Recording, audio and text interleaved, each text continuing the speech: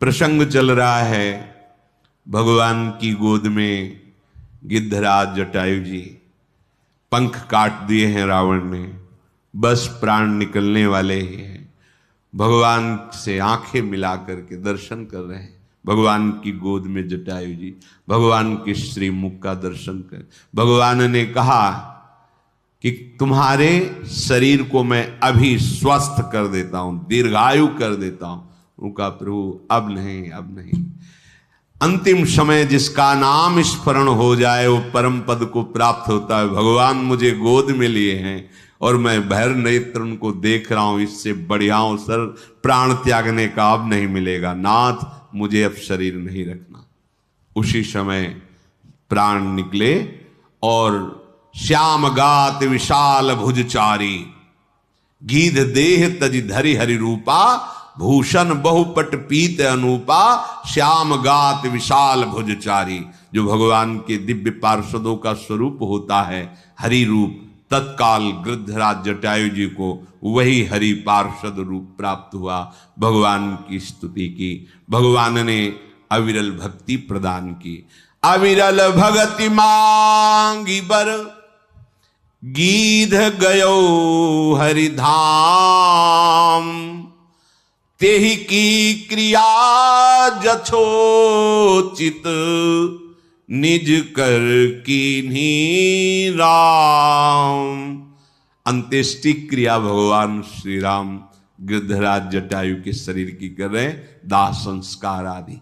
कितना हो भाग्य, कितना हो भाग्य। जिनका नाम स्मरण करना परम मंगल का मूल है, वो भगवान की गोद में प्राण त्याग रहे हैं और भगवान उनकी अंत्येष्टि क्रिया कर रहे। ये सौभाग्य महाराज दशरथ जी को भी प्राप्त नहीं हुआ। भगवान की गोद में प्राण त्यागना और भगवान के कर कमल से अंत्येष्टि संस्कार होना। ऐसे हमारे कृपालु प्रभु श्री हरि हैं, पर इनको कहते हैं दीन बंधु। ये दीनों के अहंकार रहित होकर जो इनके चरणों का आश्रय लिए उसे ही दीन कहते हैं। बिना किसी कारण के रीझ जाना इनका स्वभाव है। हम पे प्रभु रीझ गए, किसी गुण पे नहीं, किसी कारण से नहीं, अकारण अहेतु की। ओहो, कहां गीध अधम खग आमिष भोगी, और गति दीन ही जो जाचत जोगी। कहां पक्षियों में ये मांसाहारी गिद्ध, और कहां ये दुर्लभ पद जो बड़े बड़े योगी जन याचना करते रहते हैं। सुनहु उमा ते लोग अभागी, हरि तजि होहि विषय अनुरागी।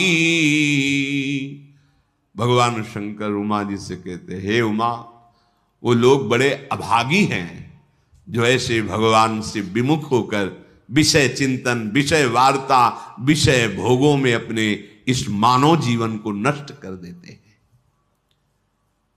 भगवान श्री राम लखन फिर सिया जी को खोजते हुए आगे बढ़े। बहुत सघन वन है, लताएं वृक्षों में आलिंगित हैं, खग मृग पशु पंछी झुंड के झुंड वहां विचर रहे हैं। श्री राम जी उसी रास्ते से जा रहे थे, अचानक एक राक्षस आ गया जिसका नाम कबंध था। भगवान ने सारंग धनुष से छूटे हुए अमोघ बाण से उसे परम गति प्रदान की। जो ही उसके बाण हृदय में लगा, वो अपना असुर रूप त्याग करके दिव्य रूप धारण कर लिया और भगवान से कहा कि ये शापवश मुझे शरीर मिला था, मैंने दुर्वासा जी का उपहास किया। संतों का कभी उपहास नहीं करना चाहिए। हम उनकी चेष्टाएं देख करके नहीं समझ सकते हैं। जो वास्तविक भगवत मार्ग के पथिक हैं, कभी उनका उपहास नहीं करना चाहिए। ये बता रहा है कबंध कि मैंने दुर्वासा जी का उपहास किया, इसलिए मुझे असुर भाव प्राप्त हुआ। आज प्रभु के बाण स्पर्श से मेरे सारे पाप नष्ट हो गए। भगवान ने कहा, सुनो, जो ब्रह्म ऋषियों से द्रोह करता है वो मुझे कभी अच्छा नहीं लगता है। मन वचन कर्म छोड़ करके जो संत जन हैं, भगवत प्रेमी महात्मा जन हैं, ब्रह्म ऋषि जन हैं, इनकी जो दासता करता है, सेवा स्वीकार करता है, वो ब्रह्मा शिव और मुझे समस्त देवताओं सहित अधीन कर लेता है। मन क्रम बचन कपट तजी, जो कर भूषुर सेव, मोहि समेत बिरंच शिव, बसता के सब देव। भगवान के प्रेमीजन, भक्तजन, ब्रह्म ऋषि जन, इनकी जो सेवा करता है, दासता स्वीकार करता है, तो भगवान कहते हैं मुझ समेत ब्रह्मा जी, शंकर जी और समस्त देवता उसके अधीन हो जाते हैं। भगवान ने अपने भागवत धर्म को उसको समझाया। भगवान के चरणों में उसने साष्टांग प्रणाम किया और भगवान की कृपा से अपने स्वरूप को प्राप्त हुआ। श्री भगवान इसके बाद आगे बढ़े तो ऋषियों से पूछते हैं, यहां कहीं सबरी माता का आश्रम है? हमने सुना है यहां कहीं सबरी जी रह रही। सबरी माता बड़ी महाभागवत, इनके प्रसंग को भक्तमाल जी में वर्णन किया कि ये जब ब्याह के योग्य हुई तो चूंकि सबर जाति से प्रकट हुई इसलिए इनको संबोधन में शबरी कहा गया। इनका ब्याह जब तय हुआ, ब्याह की उत्सव की तिथि आई तो सैकड़ों हजारों की संख्या में वन्य पशु लाए गए थे वध करने के लिए, क्योंकि स्वागत वन में रहने वाले इन लोग मांस का ही, खरगोश, हिरन, कुछ बड़े बड़े पक्षी आदि ऐसे सब बंधे हुए थे। सबरी जी ने पूछा घर वालों से कि ये तो इनका वध करके इनके मांस से स्वागत करेंगे बरातियों का। बहुत रोना आया सबरी जी को। मेरे ब्याह के कारण हजारों पशुओं की, पक्षियों की हत्या होगी, मतलब मैं इसका कारण बनूंगी। शाम हुई, जब रात्रि हुई तो उन सब पशुओं को मुक्त कर दिया, दुलार कर, जाओ, जीवन में मैं कभी ब्याह ही नहीं करूंगी। अगर मेरे ब्याह के समय इतने पशुओं की हत्या होगी, पक्षियों की, मैं जीवन में कभी ब्याह नहीं करूं। सब पशु पक्षियों को छोड़ दिया। जे ही उन पशु पक्षियों के बंधन काट रही थी वो रस्सियां, वो ऐसी कृपा दृष्टि से देख रहे थे मानो वो कह रहे थे तुम मेरा बंधन काट दिया तो जाओ, मैं तुम्हारा बंधन मुक्त करने के लिए भगवान से प्रार्थना करता हूं कि अब तुम्हें कोई कर्म बंधन, जन्म मृत्यु का बंधन न प्राप्त हो।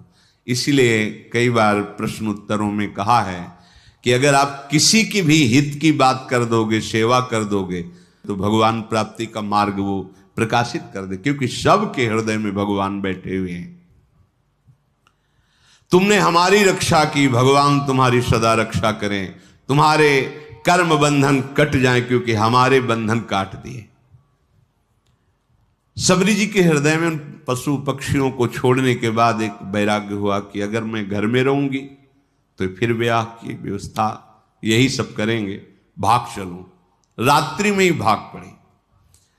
देखो, भगवान को भक्ति प्रिय है। ये जिन लोगों का मानना है कि पुरुष ही भगवान को प्राप्त कर सकता है या अमुक कुल का, ये सब भगवान के वचन है। पुरुष नपुंसक नारी वा, जीव चराचर कोई, सर्व भाव भज कपट तज मोहि परम प्रिय सोई। वो परम प्रिय है भगवान को। शबरी का महान पुण्य उदय हो गया, भाग निकली। बड़ा भाग्यशाली वही है जो संसार से भाग पड़े भगवान की तरफ, और बड़ा अभागी वो है जो अभी भगवान शिव ने उमा से कहा, सुनो उमाते लोग अभागी। वो कौन? जो हरितज होए विषय, जो भगवान के मार्ग मिलने पर भी भगवान का मार्ग छोड़कर विषय की तरफ जाते हैं। धिक्कार है उनके जीवन को। सबरी जी विचार किया किसी भी गांव में जाएंगी तो पकड़ी जाएंगी और ये लीला फिर होगी, इसलिए वन में चलती हैं। और एकांत वन में रहने का अभ्यास था ही, तो वन में रहती नाम सबरी कहत सब, चाहत टहल साधु तन न्यूनताई है। रजनी के शेष ऋषि आश्रम प्रवेश करी, लकरीन बोझ धरी आवे मन भाई है। निहाई बे को मगझारी कांकरनी बीनी डारी, बेगी उठी जाई ने को देत ना लखाई है। उठत सवारे कहे कौन धो बुहारी गयो, भयो हिये सोच को बड़ो सुखदाई है। सबरी जी भागकर इसी वन में आए। अब यहां विचार किया कि वन में भगवान की अगर भजन वृत्ति प्राप्त करनी है तो संतों की कृपा होनी चाहिए। और एक तो स्त्री शरीर, फिर जंगली वास रहा है, सबर कुल में जन्म हुआ है, भला मुझ भीलनी को कौन स्वीकार करेगा। और बिना संत सेवा के भगवंत कृपा होती नहीं, तो छुप के संत सेवा करें, ये महामहिम बात। वो हृदय में दैन्यता थी कि मैं अधम शरीर है, कोई संत सेवा स्वीकार करेगा नहीं, और सेवा किए बिना भगवत कृपा मिलती नहीं है। इसलिए वो रात के आखिरी पहर में उठते हैं और देखा कि सेवा के लिए जब ऋषि हवन करते हैं तो उनको लकड़ियों की आवश्यकता होती है, रसोई अमनिया करते हैं तो लकड़ियों की। तो दिन में लकड़ियां चुपचाप जंगल से बिनती और रात में छोटे छोटे गट्ठर करके ऋषियों के आश्रम में रख आती। और जहां से ऋषि सरोवर में आकर स्नान करते वो मार्ग सोहनी लगा देती, कंकड़ कांटे आदि बीन कर अलग कर देती। अब सब ऋषियों को लगा कोई संतों को सुख देने वाला कौन है जो ऐसी सेवा करता है। प्रातः काल सरोवर में आने जाने वाले को एकदम स्वच्छ मार्ग, एकदम कौन है ऐसा करता है।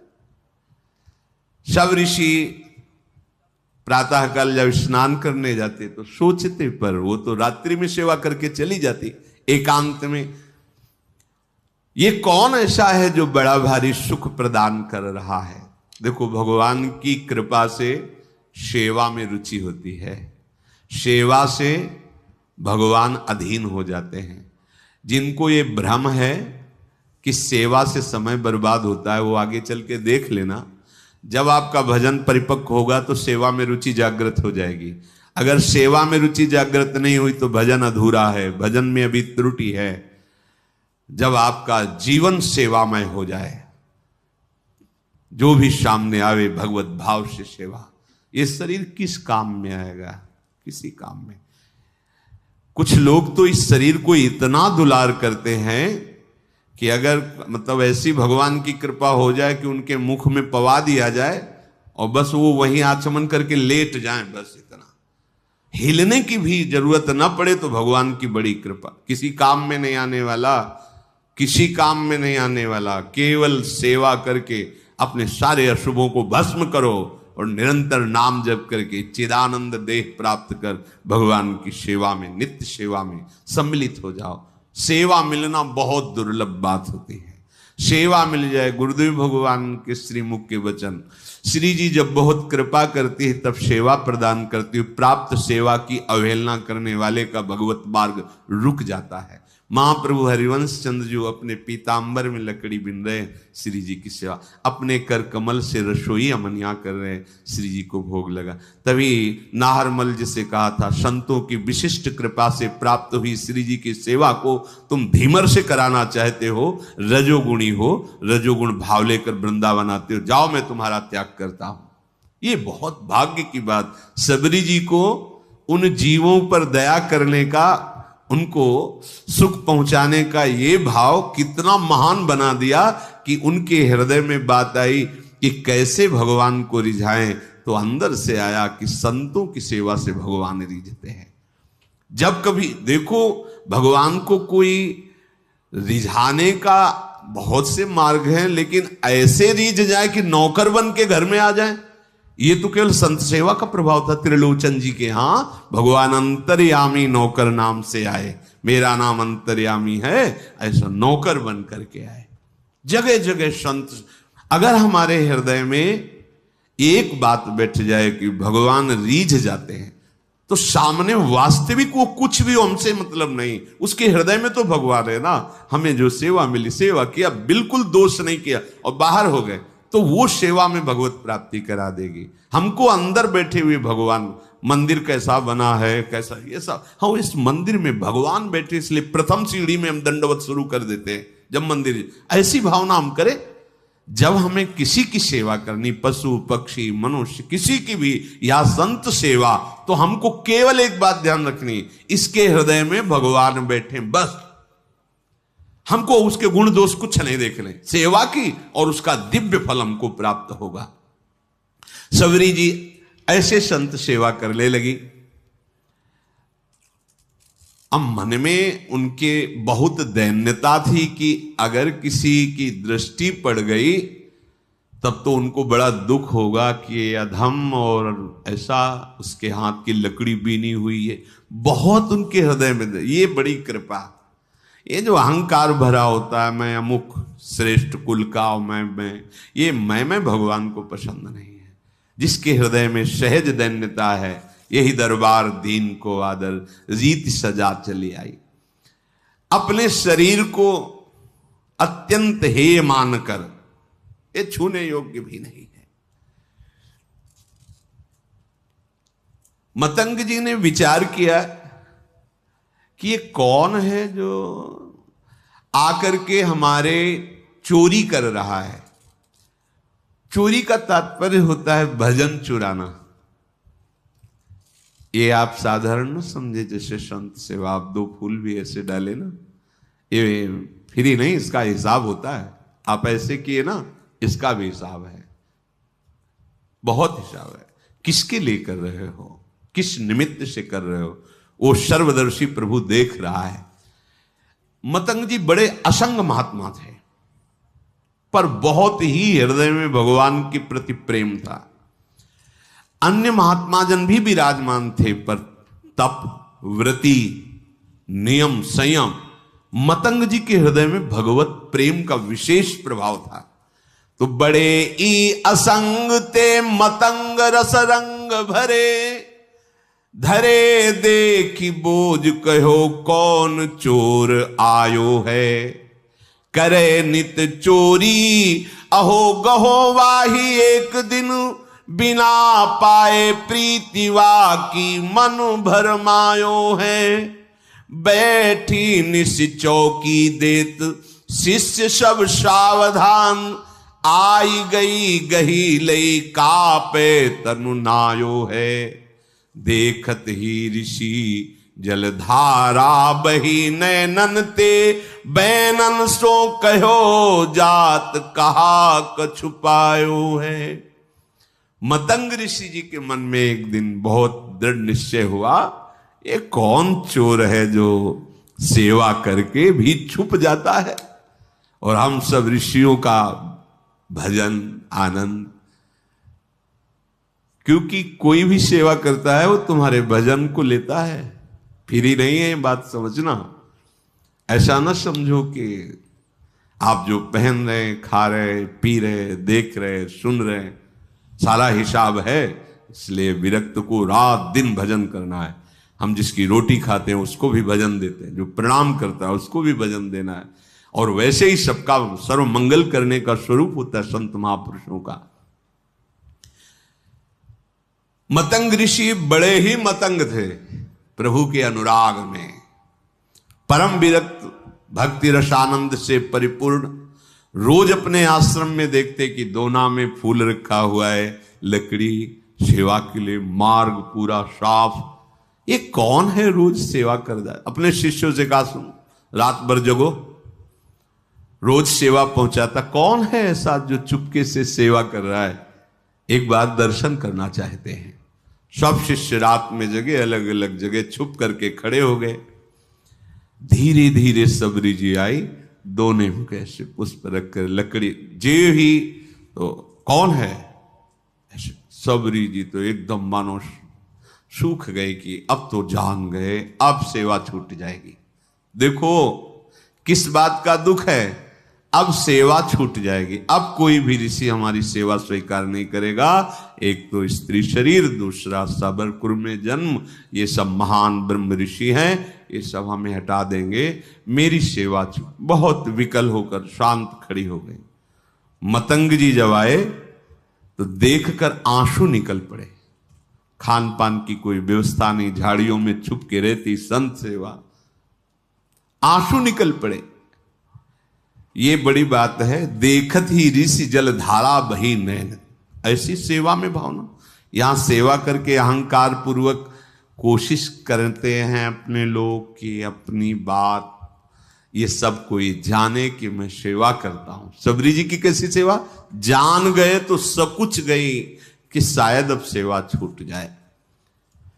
आंसू की धारा बहने लगी और कहा बेटा ऐसे सेवा करते हो, कहां रहते हो? उन्होंने कहा प्रभु झाड़ियों में छुप के रहते हैं। पूरी कथा बताई भाग। अच्छा अब तुम निश्चिंत हो जाओ। सबरी जी से कहा अब तुम निश्चिंत हो जाओ, तुम्हें अब कोई चिंता नहीं करनी चाहिए। भगवत भक्ति का प्रभाव ऐसा है कि वो न जाति देखती है न शरीर देखती है। तुम स्त्री शरीर हो कि पुरुष शरीर हो, किस जाति को किस कुल के हो, ये भक्ति महारानी जिसके हृदय में आ जाती है भगवान उसके अधीन हो जाते हैं। सबरी जी को मतंग ऋषि ने ऐसे वचन के द्वारा साहस बना और शिष्यों से कहा कि तुम जानते हो ये कितनी पवित्र है। ओहो बहुत बड़ी बात। भक्ति को प्रताप ऋषि जानत निपटनी के केऊ कोटि विप्रताई आपे वार डारिये। मतंग जी ने कहा कि आज के बाद तुम्हें छुप के रहने की जरूरत नहीं। आश्रम में ही एक पर्ण कुटी सबरी, इसमें तुम विराजमान हो। और कहा कि आज तुम्हें हम मंत्र दीक्षा और नाम दीक्षा दोनों प्रदान करेंगे। मांगा नहीं, सच्चे शिष्य को मांगने की जरूरत नहीं होती, अपने आप गुरु विधान कर देते हैं। देखो वास करो इस कुटिया पे और तुम्हें आज मैं मंत्र दीक्षा और नाम भी दिया, मंत्र भी प्रदान किया। ये जब पूरे वन में बात फैली कि स्त्री जाति और ऐसा और मंत्र दे दिया और पास में कुटिया में, तो सब विरोध मतंग जी का करने लगे कि ऐसी जाति की ऐसे नहीं करना चाहिए, ब्रह्म ऋषि हो ऐसा वैसा। मतंग जी की वो अवहेलनात्मक बातें, निंदात्मक बातें कर मतंग जी की प्रसन्न हुए कि जिसको अपने ब्राह्मणत्व का अभिमान है, तपस्या का अभिमान है, जितेंद्रियता का अभिमान है, भगवान को अच्छा नहीं लगता है। ये करना चाहिए पर अभिमान नहीं करना चाहिए। भगवान सबके हृदय में बैठे, स्त्री पुरुष की पोशाक है। हम सब भगवान के चिदानंद अंश है, न कोई स्त्री है न कोई पुरुष है, पोशाक है। हर शरीरधारी को भगवत प्राप्ति करने का अधिकार है। ये केवल स्कूल वाला ही भगवत प्राप्ति कर सया, ये पुरुष ही ऐसा नहीं, कोई भी सबका अधिकार है भगवत प्राप्ति करने का। दिनों दिन शबरी का अनुराग गुरुदेव के चरणों में बढ़ रहा, क्योंकि कोई ने आश्रय नहीं दिया, कहीं कोई आश्रय देने वाला नहीं, सब जगह दूर दूर। गुरुदेव ने नाम मंत्र, तो गुरुदेव के चरणों में अपार प्रेम शबरी जी का। एक दिन आकाशवाणी हुई मतंग जी के लिए कि आपने जो शबरी को स्वीकार किया, इससे भगवान बहुत प्रसन्न हुए हैं। भगवान की प्रसन्नता का हेतु है कि अभी विमान आने वाला है और आप सीधे भगवान के धाम को जाएंगे। उसी समय विमान उतरा। मतंग ऋषि भगवान के धाम जाने को उत्सुक है, भगवान का साक्षात्कार होगा, भगवान के समीप रहने को मिलेगा। सबरी जी रो पड़ी, गुरुदेव आपकी सिवा तो इस वन में कोई मुझे नहीं चाहता, अगर आप चले गए तो भगवान हमारे तो प्राण ही चले गए। तो जो गुरुदेव ने बात कही बहुत जोर, गुरुदेव ने कहा आज तक मैंने तपस्या और मंत्र जाप, संयम नियम साधना, उन सब के प्रभाव से भगवान के धाम की प्राप्ति का अवसर आया है, लेकिन वो स्वयं धामी चलकर तुम्हारे यहां आएगा और तुम्हें दर्शन देगा। तुम चिंता मत करो बेटा, हम तो जा रहे हैं चलकर भगवान के धाम, लेकिन स्वयं धामी आएगा और यहां तुम्हें दर्शन देगा। निश्चिंत होकर के रहो। गुरुजी विमान पर बैठकर परम धाम गए, पर गुरु का वियोग असहनीय। कोई बड़े भाग्यशाली होते हैं जिनको संत या गुरुदेव से प्रेम होता है। कौन प्रेम करता है? स्वार्थ का बावरा मन, ये तो भोगी पुरुषों से प्रेम करता है। योगी या संत महात्माओं से, गुरुजनों, कोई गुरु प्रेमी बिरला ही कोई होता है, बिरला ही। गुरु को वियोग हिए दारुण ले शोक दियो, जियो नहीं जात तो राम आस लागी है। ऐसा गुरुदेव का वियोग कि अब जिया नहीं जा रहा। पर शबरी प्राण इसलिए नहीं त्याग रहे कि गुरुदेव ने कहा है भगवान स्वयं आएंगे और दर्शन देंगे, बस इस आशा से जीवन रख रहे हैं। अब इतनी शिथिलता थी कि जो नित्य सेवा वो छोड़ नहीं सकते थे। वियोग में शिथिलता के कारण जब ऋषि स्नान करने जा रहे थे उसी समय वो सोहनी लगा रही थी। तो जो ऋषि स्नान करने जा रहे थे, कोई सोहनी से छिटिक कर कंकड़ उनके चरणों में छू गया होगा, बहुत डांट। वैसे ही गुरु वियोग से दुखी थी। और ये बहुत बड़ा अपराध है, ये लोग जानते रहे जो अहंकार में होते हैं, मैं तपस्वी हूं, मैं इस कुल का हूं, मैं उस कुल का। अरे सब मायाकृत है। सच्चिदानंद प्रभु की भक्ति जो कर रहा है उसकी चरण रज लो, चरणामृत लो।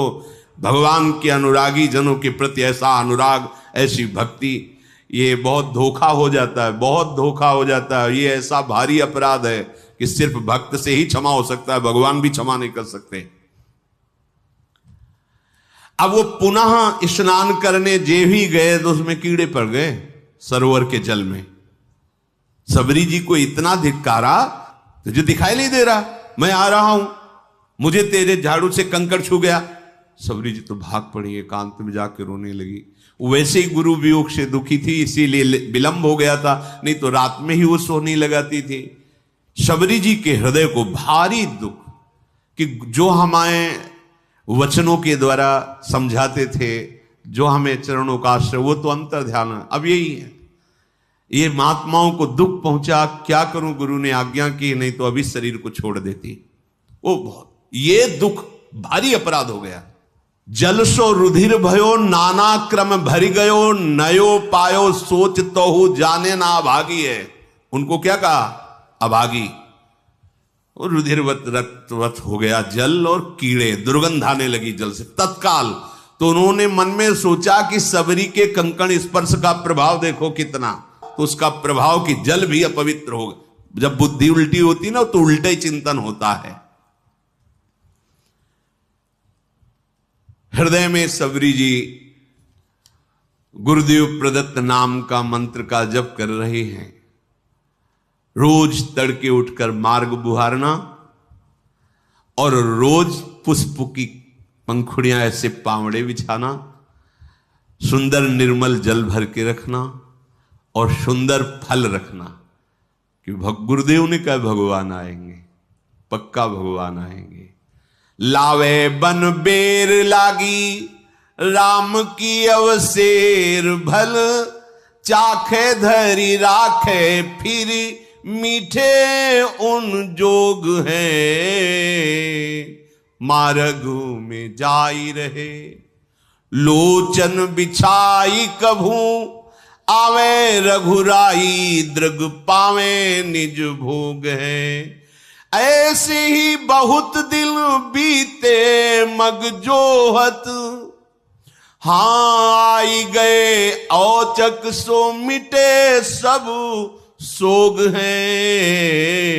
ए पे तनु नून ताई, आई सुधि छिपी जाए, पूछे आप सबरी कहां, ठाढ़े सब लोग हैं। रात दिन गुरुदेव प्रदत्त नाम मंत्र का चिंतन, गुरुदेव ने कहा है भगवान आएंगे, इसका दृढ़ विश्वास। अब क्या भगवान के स्वागत में तो जंगल में यही है फल। तो सुंदर सुंदर बेर के जो वृक्ष थे उनसे ऐसे बेर लेती, पहले चखती, चखने के बाद वहां मीठे है तो उस बेर तो झूठे तो हो ही गए ना। चखने के बाद हाथ थोड़ी प्रक्षालन, जंगल है ये थोड़ी क्या कहा कि हाथ में कमंडल धोना। ऐसा नहीं कि खा खा के बेर रखती थी, उस वृक्ष के मीठे हैं कि मेरे प्रभु को खट्टे ना लगे, तो ऐसे देखा हाँ मीठे, फेंक दिए और नए फल लेकर के उनको ऐसे रखते। इसीलिए कहा गया है कि झूठे बेर। वैसे भी शास्त्रीय पद्धति में सबसे पहले भगवान को भोग लगा, और प्रेम पद्धति में सबसे पहले अपने को पाना है। जो हम भोग लगाएं पहले उसको एक दोने में अलग करके निकाला और चखा, हाँ दाल ठीक है, हाँ ठीक, रोटी सब्जी वो देख लिया सब, खीर में हाँ चीनी ठीक, ये ठीक है, हाथ धोया, आचमन किया, फिर वो अपनी श्री जी को भोग लगाया। पहले हमें देखना है हम जो फल लगा रहे हैं, भोग जो वस्तु लगा रहे हैं, हमारी श्री जी की योग्य है कि नहीं है। ये हमारी उपासना प्रेम की, और सिद्धांत की उपासना पहले प्रभु को भोग लगा। आप पहले पालिए तो भोग लगाने लायक नहीं, लेकिन ये प्रेम है, उल्टा मार्ग है यहाँ। ये ज्ञान हमें नहीं था। ऐसा हो ही नहीं सकता कि प्रभु के लिए थाल सजा रहे पहले उससे ले, ऐसा कैसे? कोई पूछता तो उत्तर नहीं। ये तो इसी प्रेम नगरी का एक है, जिसके भी हृदय में जहां भी प्रेम, ये प्रेम का प्रभाव और स्वभाव है। मानसी गंगा में दंडोती परिक्रमा जब गुरुदेव के साथ लग रही थी गिरिराज महाराज की, तो मानसी गंगा में तो वहां एक सहतूत बेच रहा था, सहतूत इतने तो श्री जी को भोग लगाने के लिए प्रक्षालन किया, बीन बीन के सही रखे। महाराज जी ने कहा थोड़े लो और पाओ, बताओ कैसे? हमको महाराज जी पहले श्री जी को भोग। बोले हमारे यहाँ पहले श्री जी नहीं, पहले तुम पा के बताओ कैसे, खट्टे अधिक खट्टे तो नहीं। वो देख लो महाराज। बोले जब हम कह रहे थे तुम पावला, हिम्मत नहीं पड़ रही थी कि श्री जी के पवा के बिना के पाया। कहा मीठे। बोले जाओ हाथ धो, आचमन करो, अब भोग लगाओ। उस दिन से समझ में आया कि हमारी लाडली जी को पहले हम चखेंगे, फिर भोग लगाएंगे कि वो ठीक है कि नहीं है। बहुत अधिक नमक तो नहीं हो गया था सब्जी दाल में, इसमें कैसा है ये हम देखेंगे, तब हमारी लाडली जी पाएंगी। ये प्रेम का। तो शबरी जी भी ऐसे, ये बेर पेड़ का कहीं खट्टा तो नहीं है, बाकट तो नहीं है, तो उससे पहले चखती और फिर वो बेर दोने में लेके फिर प्रभु के रोज, और रोज बस पावड़े बिछाए, फल रखे और बैठ गई। सुबह से शाम प्रभु आएंगे। गुरुदेव ने कहा प्रभु बहुत दिन बीत गए पर अश्रद्धा नहीं हुई गुरु वाक्य पे। ये बहुत बड़ी बात है। उपासक अपने गुरु वचनों पर बहुत समय तक टिका रहे और उसका लाभ ना दिखाई दे, फिर भी टिका रहे, ये बहुत बड़ी बात होती है। नहीं तो महीना दो महीना, साल दो साल में मन उब जाता कि हो सकता है गुरुदेव ने हमको फुसलाने के लिए कह दिया हो कि आएंगे भगवान तुम्हें शासन। नहीं, गुरुदेव ने कहा है प्रभु आएंगे। मार्ग में जाए रहे लोचन बिछाए को, नेत्र लगाए। गुरुदेव ने कहा है भगवान ऐसे ही बहुत दिन बीते मग जोहत, तो आ गए औचक सो मिटे सब शोक। दूर से देखो भगवान आ रहे हैं, छुप गई। अभी तक तो इंतजार कर रही थी, जब देखा भगवान आ रहे तो छुप गई। मैं नीच अधम उनके सामने कैसे जाऊंगी, कैसे उनकी सेवा करूंगी? जो ऋषि कुछ दैन्य थे जिनको सबरी जी की भक्ति प्रिय लगती थी, उनसे भगवान पूछ लिए कि सबरी माता का आश्रम कहां है, कहां है सबरी माता? इतना पूछ के निहाल कर दिया, गए किसी के आश्रम नहीं। और जिनको अहंकार था तो वो सोच रहे थे, सुना तो था ही भगवान वनवास में आ रहे, तो उनको था कि भगवान आएंगे, हमारी दंडवत करेंगे, फिर आसन में हम उनको बैठाल कर स्तुति संस्कृत से करेंगे। वो बैठे ही रहे घर में। भगवान तो अहंकार अगर किसी साधना का, तपस्या का, ये ठीक नहीं है। देखो अगर कोई ऐसा समझे कि भगवान को हम अमुक अमुक क्रियाओं द्वारा, अनुष्ठान द्वारा, उसमें प्रधान होता है आपका भाव, और जब भाव दैन्य आएगा तो प्रभु रीझ जाएंगे। अच्छा है क्या तुम्हारे पास? क्या है? प्रभु का ही तो दिया हुआ है, काहे को अहंकार करते हो? प्रभु ने कृपा करी, वो तुम्हें सतमार्ग के लायक बनाया है, वही तुम्हारी इंद्रियों को अधीन किए हुए हैं, वही तुम्हें बल दे रहे हैं, वही तुम्हें व्यवस्था दे रहे हैं, जो सेवा कर रहे हो, तो तुम अहंकार क्यों? अपने बड़भागी बनने का भाव लाओ कि हमें तो अहो भाग्य प्रभु ने स्वीकार करके बड़भागी बना दिया, संत सेवा दे दी, धाम आने को, सत्संग सुनने को, भजन करने को, ये जो मुझे प्रेरणा मिली, अहो भाग्य हमारे भगवान ने मुझे स्वीकार। अहंकार क्यों करे? देखो रह रहे हैं, इतना कष्ट सह रहे हैं, पर अहंकार। भगवान नहीं गए किसी के यहां। प्रेमणा वशिष्ठ मुच्छिष्टम भुक्त्वा फल चतुष्टयम कृतारामेण भक्तानाम सबरी कबरी मणि। भगवान प्रेम देखते हैं, यही देखकर अवशिष्ट अर्थात चखे हुए फलों को, जूठे फलों को भगवान पाते हैं। ये बड़ा प्रमाण सहित इसमें दिया है कि फलमूलम समादाय परीक्षे परिभक्ष पश्चान निवेदयामास राघवाय महात्मने। चख करके उसकी परीक्षा करके फिर दोने पे रखती थी, और राघव अर्थात भगवान श्री राम बड़े स्वाद बखान करके सबरी के वो जूठे फल खाए।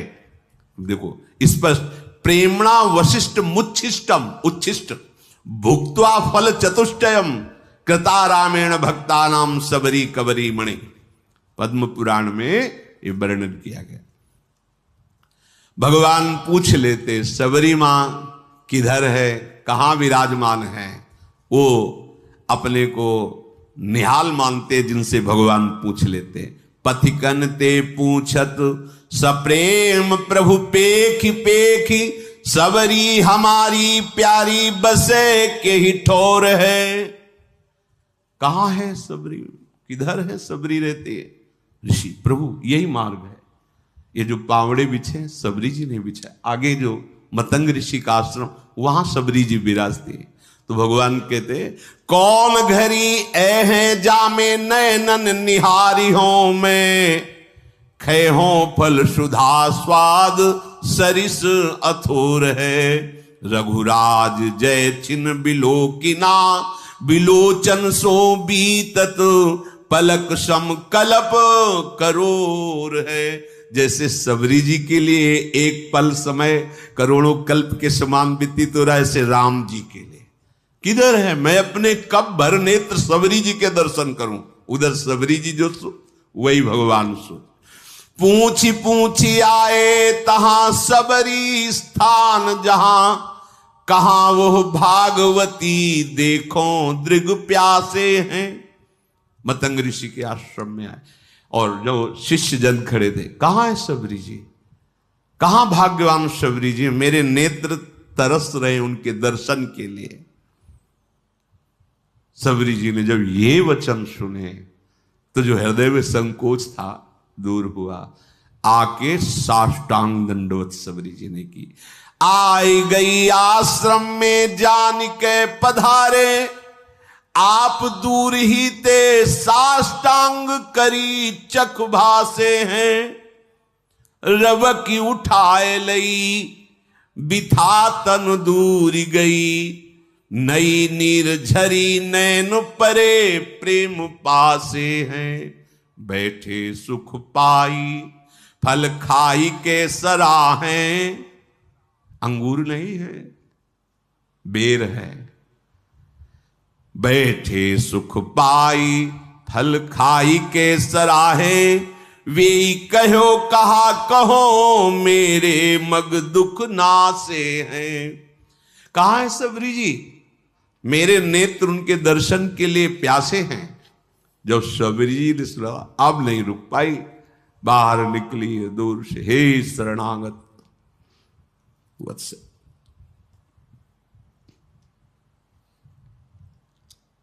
दूर से देखा प्रभु साष्टांग सबरी प्रणाम कर रहे, दौड़ पड़े।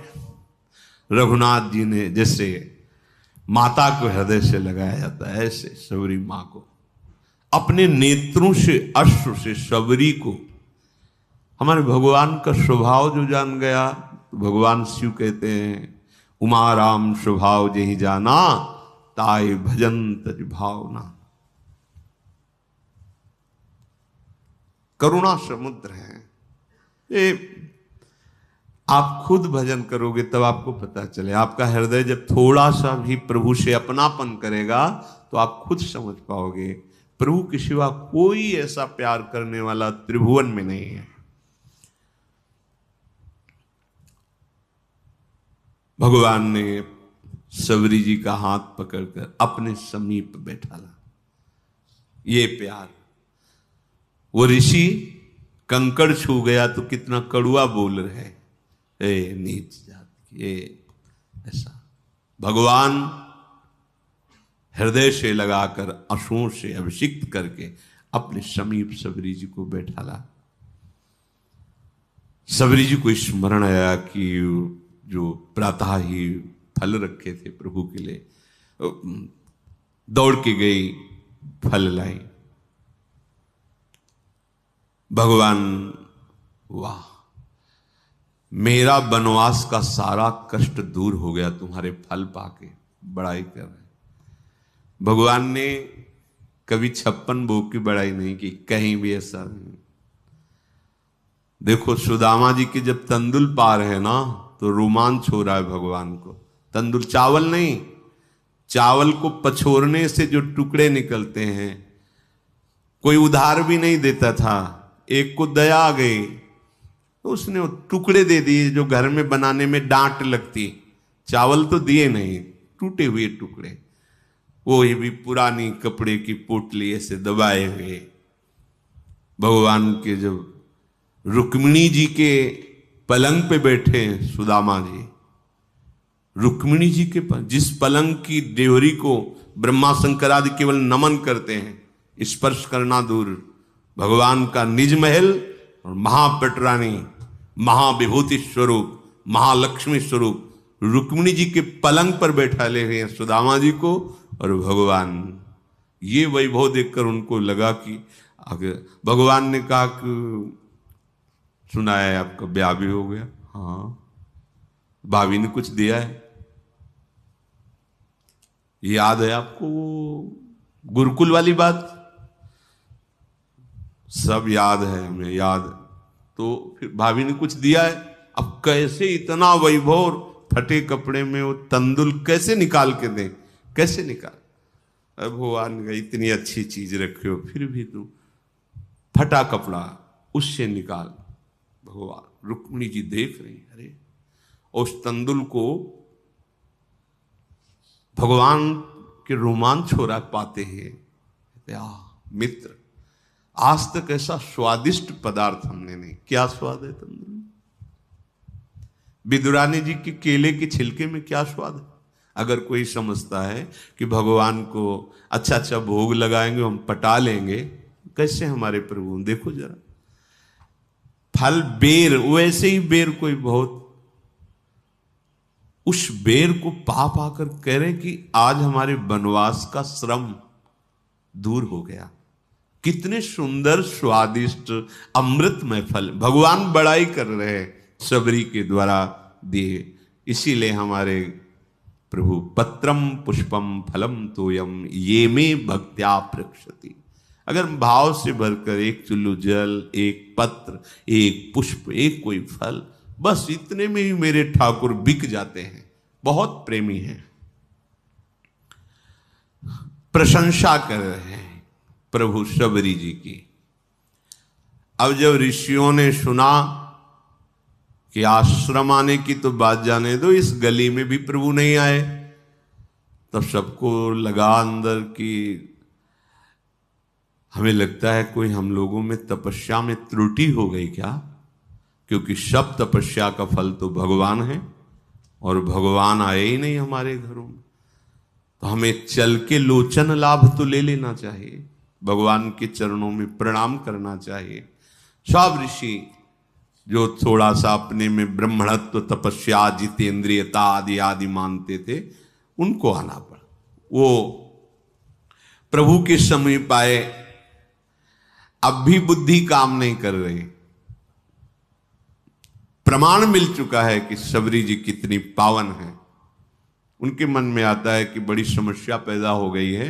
अगर वो सरोवर का जल भगवान अपने श्री चरणों से स्पर्श कर दे तो निर्मल हो जाएगा और हम लोगों के प्रयोग में आ जाएगा, क्योंकि शबरी की अपवित्रता के कारण वो दूषित हो गया था। वो लोग भगवान को प्रणाम किए और भगवान बैठे हुए तो निवेदन किया। करत हैं सोच सब ऋषि बैठे आश्रम में, जल को बिगाड़ सो सुधार कैसे कीजिए। आवत सुने हैं बनपथ रघुनाथ, कहूं आवे जब कहें आको भेद कह दीजिए। इतने ही मांझ सुनी सबरी के बिराजे आनी, तू गयो अभिमान चलो पग गही लीजिए। आए खुनसाए कही नीर को उपाय कहो, गहो पग भीलनी के छुए स्वच्छ भीजिए। वो सब ऋषि लोग अभिमान त्याग कर भगवान के पास आए और भगवान से कहा कि प्रभु, इस सरोवर का जल जो है नीच जनों के द्वारा छूने से कीड़े पड़ गए, अपवित्र हो गया, तो हम ब्रह्म ऋषियों की सेवा में नहीं, आप अपने श्री चरण। तो भगवान ने कहा, नहीं, हम तो आप ऋषियों के चरण सेवक हैं। आप देखो अपना चरणामृत डाल करके, क्योंकि आप तपस्वी जितेंद्री ब्रह्म ऋषि हैं, हम तो आपके सेवक हैं, आप डाल के देखो। उनको लगा कि एक बार भगवान कह रहे थे, डाले जाके तो और दुर्गंध पैदा हो गई। आए बोले, प्रभु ठीक तो हुआ नहीं। तो बोले, हमारे चरण से तो ठीक होगा ही नहीं। उनका नहीं प्रभु, आपके चरणों का प्रताप तो है ही, क्योंकि शिला छू गई तो अहिल्या के रूप में प्रकट हो गई, तो पानी तो बोले सही मानो, अगर हम चरण रख देंगे तो और बड़े बड़े कीड़े हो जाएंगे। अगर उसे स्वच्छ करना चाहते हो तो तुम सबरी के चरणामृत उतारो और फिर डालो जाके।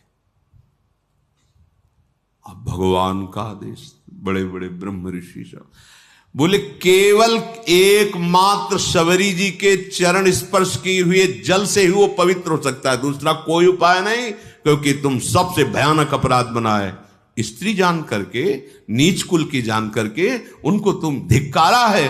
तुम उनको ऐसी भावना से, ये अपराध तुम्हारे सारे तप को, सारे प्रभाव को नष्ट कर दिया। अगर तुम कहीं अपने जीवन को कृतकृत्य करना चाहते हो, सरोवर के जल और हृदय को स्वच्छ करना चाहते हो, तो सबरी जी का चरणामृत ही काम करेगा, दूसरा कुछ नहीं। अब भगवान की आज्ञा, ईश आज्ञा तो सबको शिरोधार्य है।